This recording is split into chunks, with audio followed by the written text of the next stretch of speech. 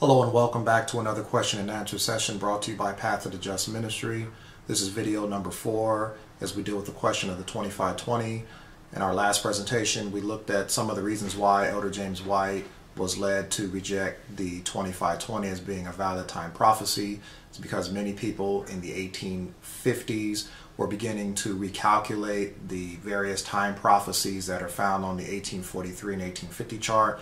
We discussed the 1854 time movement, where we had a new prophetic chart by Elder Cummings in which he reinterpreted the 2300 days based upon the understanding that the daily represented the Jewish sacrifices of the earthly temple that were to be taken away and then also restored. We saw that various errors came in to attack and to destroy the third angel's message. And now we're going to look at Hiram Edson as also being a key factor in this controversy, in which I believe personally was another contributing reason why Elder James White rejected the 2520. Hiram Edson was asked to write some articles by Elder James White. He was requested to write it for the review.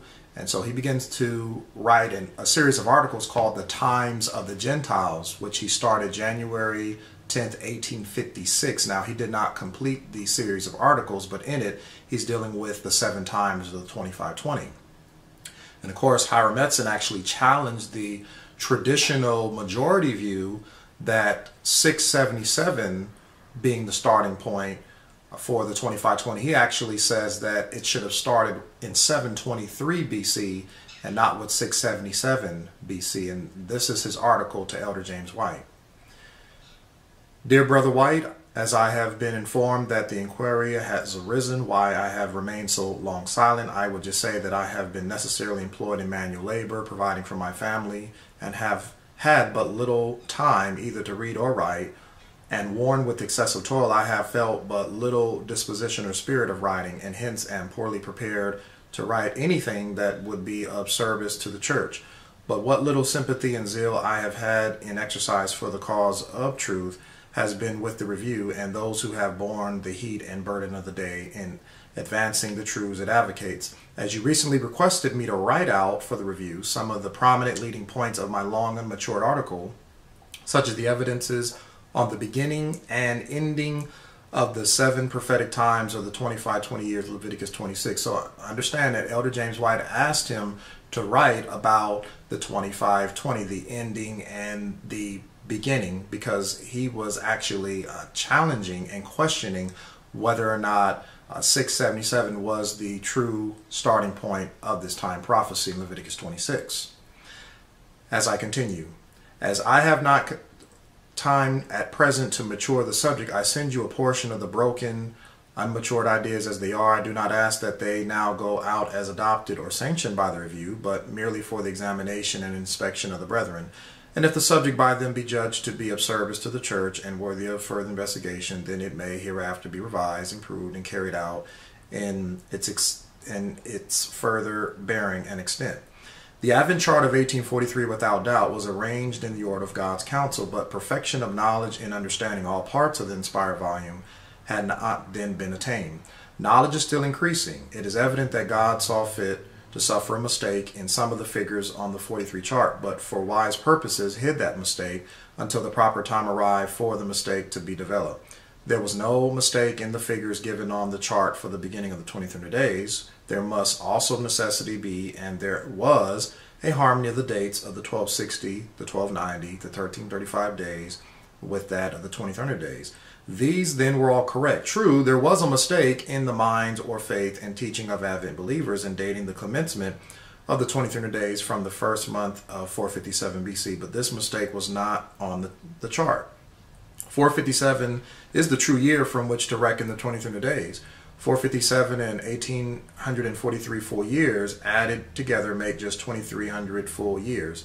Hence, there was no mistake on the chart in all these figures, and as I understand, the time which the angel of Revelation 10:5 and 6 wore should be no longer included all prophetic time, and that testimony given and that most solemn oath was fulfilled in the time of the 10th of the 7th month movement, 1844. Hence, I believe that all of the prophetic periods were then ended and none of them can be extended beyond that point. So he says the 2300 days is correct, the 1290, the 1335, 1260, all true. So he does not acknowledge any mistake in the calculation of those prophetic periods. However, notice what he says is actually a mistake on the chart.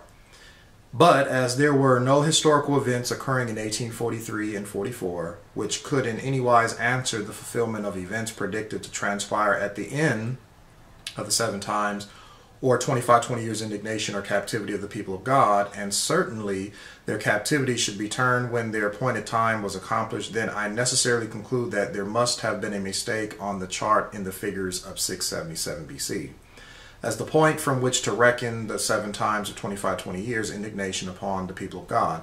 And as this period cannot be extended this side of 1843 and 44, the conclusion is irresistible that this divinely appointed period terminated sometime prior to 1843 and 44.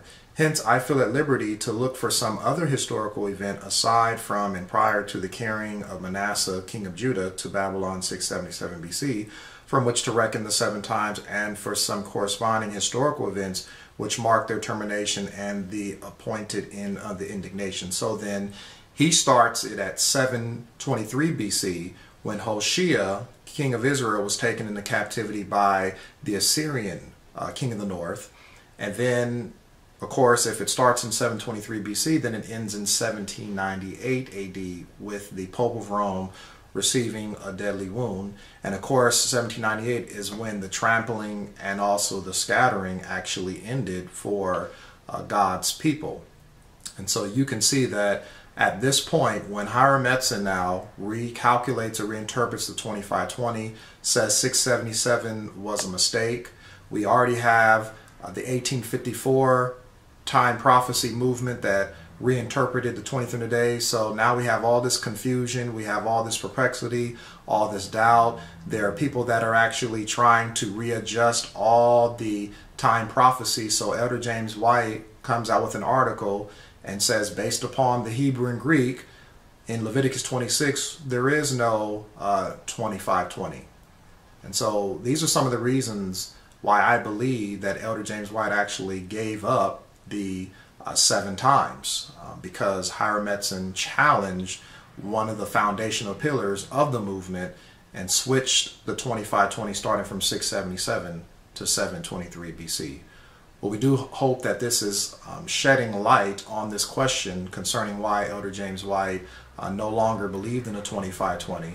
And as always, we do hope and pray that your eyes have been enlightened as you've tasted a little of this honey.